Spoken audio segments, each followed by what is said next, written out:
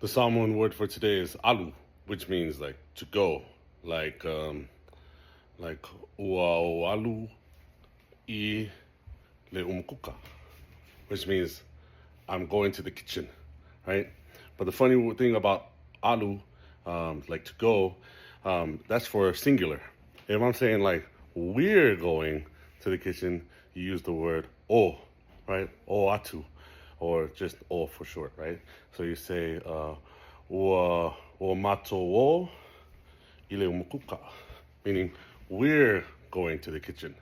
So that's the sound alu and oatu or o, right? So if you're tired of going nowhere in your Samoan language learning, check out the digital downloads. They'll help you go somewhere and go further in your learning with the digital downloads. Also with the one-on-one lessons, let us know. It's $100 a month, 30 minutes a week, 1 hour in class.